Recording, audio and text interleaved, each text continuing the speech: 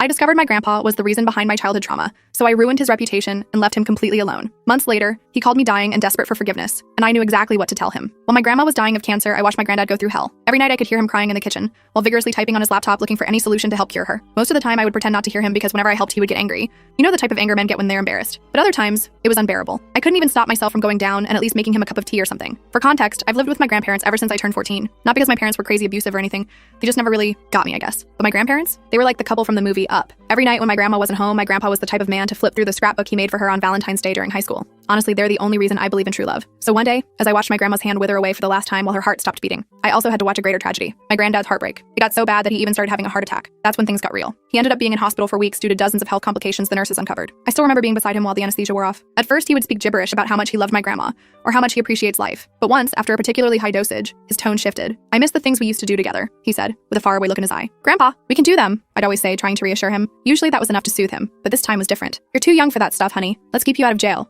He then laughed like it was an inside joke that I was in on. I turned super red thinking he was talking about SX or something, but then I got this awful gut feeling that made my entire body itch all over. So when my grandpa fell back asleep, I did what any loving granddaughter would do in that situation. I went through his phone. At first there was nothing too crazy in his camera roll, just photos of him and my grandma, me as a baby, the works. But that's when I saw a hidden folder. Like, what the F is an old man doing with a hidden folder setup? Luckily, he wasn't smart enough to make the password anything other than my grandma's birthday. But as soon as I unlocked it, I regretted it. Because right there was a photo of this storage unit in the outskirts of our town. I didn't even recognize the street name. Well, I was curious, and I have a driver's license, so I put the location of it into my phone before heading out. Looking back, I was so heartbroken from the sight of my granddad in pain that I forgot to even acknowledge my own, and I guess that grief forced its way out of me through an intense obsession of finding information. The drive there was so long that I managed to rewatch all of Madeline Argy's YouTube videos in one go. The storage unit was unlocked, probably because he hadn't expected a teenage psycho to come snooping around. Inside, everything was covered with a thick layer of dust. It smelled like rotting meat. I even had to cover my mouth with the sleeve of my hoodie. Before opening the storage door, I took a deep breath and braced myself. But there was no amount of bracing that could have adequately prepared me for what I saw next. On the surface, it seemed to just be a row of boxes all stacked against each other. But then I opened the one at the top. Inside were dozens of photos of me as a child, ones I didn't even know existed. The first batch was tame, just me in a bikini by the pool, me eating what was probably my first lollipop. Nothing crazy. But then I kept flipping through, and I swear I felt my soul leave my body. Photos of me sleeping, completely unclothed.